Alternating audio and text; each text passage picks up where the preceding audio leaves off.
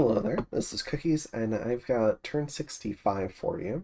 It is my current turn. I finally caught up after several months.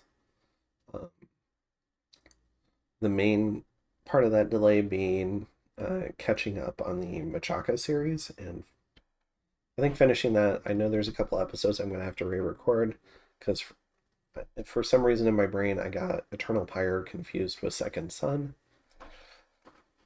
but should be a pretty good series. I hope you guys will enjoy it.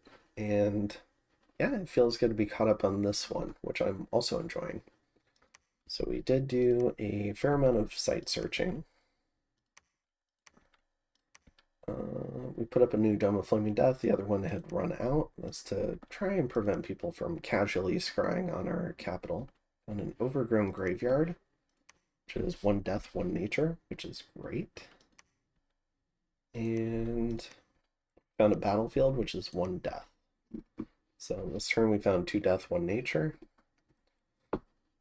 And there's a few small battles this turn, so let's go ahead and check them out. So we have man raiding Sylvania. I'm assuming some indie attack happens. So he's got some Bloodhinged Druids here. Would be nice for him to try and charm these.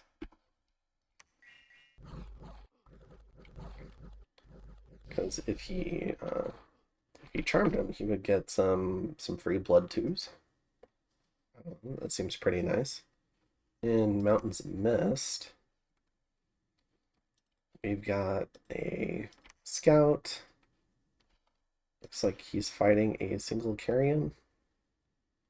Ah, so this is the Garthan Fort. So this is him breaking siege with the scout.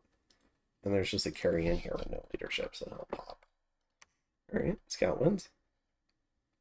And then we see the beginnings of conflict between Vanarus and Abyssia. This is because Abyssia, played by Ballin, put up Second Son.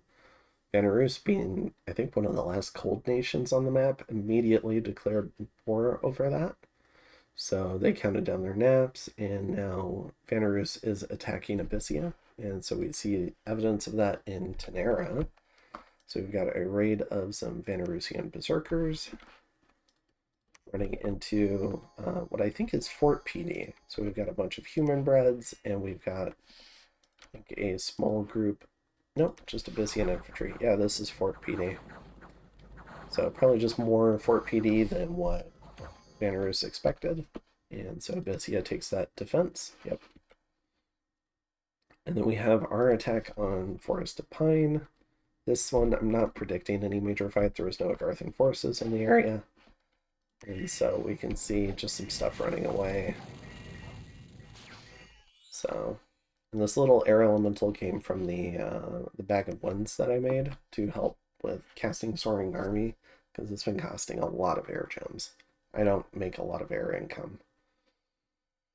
And so yeah, it's Forest of Pine. We lose probably to Heat Auras, an Adite Archer, and a Spearman.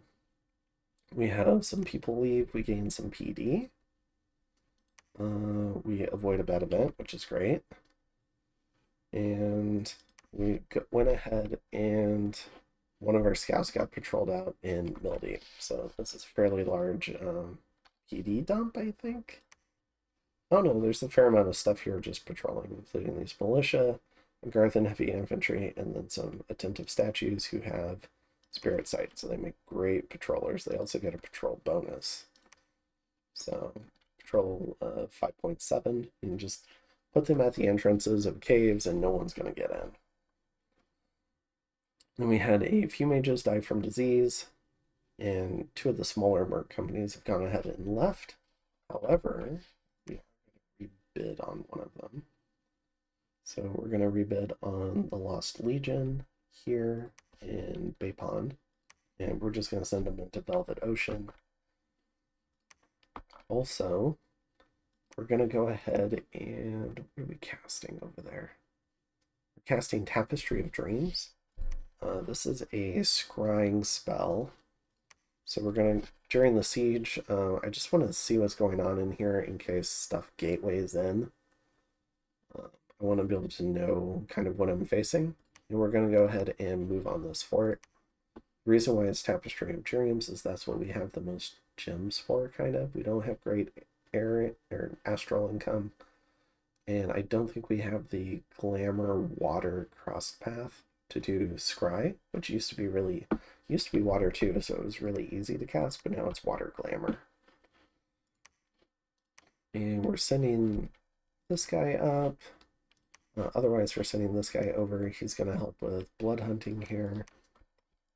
And we're going to go ahead and corral a fair amount, just an increasing amount of stuff here in Huberton, but still hiding most of it.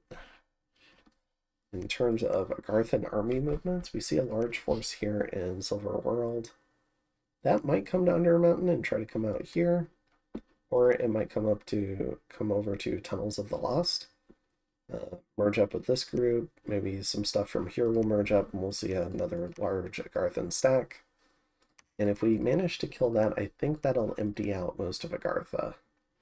And hopefully we can start making some moves deeper into Agartha, maybe trying to take forts down there. So that's kind of the idea there. And other than that, I think that's most of what's going on. At least this particular turn. We're going to start setting up a new blood hunting operation here in Nace. So we're going to use these camels for the initial patrolling. If we can save up some air gems, we'll do some Blackhawks or something. I don't want to spend any earth this turn because next turn I could potentially do a wizard tower. I know last time I didn't do it because I forgot this guy was my only caster for it at the moment. And he's way down south, and I wanted to do it up here at Kaseftia, where I've got a temple. But I'm losing control in my dominion, so I'm going to start building a fair number of temples. And if people declare on me over that, then I'll try to fort them pretty quickly during the nap cooldown using 3 red seconds, which will let them know that I'm into high blood, but it'll also protect those temples. So in terms of research for that, I'm only at blood 7 actually.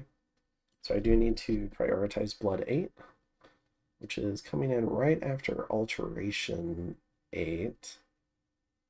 Is blood 8 more important than thaumaturgy though?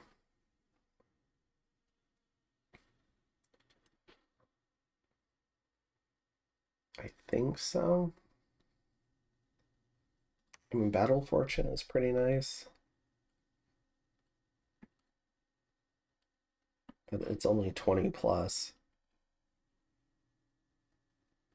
There's Galegate. Yeah, so I think we can delay Thumb and maybe do, honestly, maybe even Thumb can come a little bit later. So maybe we'll do something like this. Go ahead and get, blood 8 after ult 8. We're going to aim a lot of the temples along the border with Zan because he's the one blood hunting me. So we're doing a temple here and a temple in Paneuonia. That should avoid getting too much ire from False God. Over the temple spam, I should be able to wizard tower one of these, that like the Paneuonia one. So that'll help alleviate the demands on 3 red seconds as well going into the future. And also, very exciting because we finally finished Conjuration 8, is we're going to get our first Merid, which I believe is in the capital. So yeah, we're going to go ahead and get our first Merid, which is really exciting. I'm looking forward to that.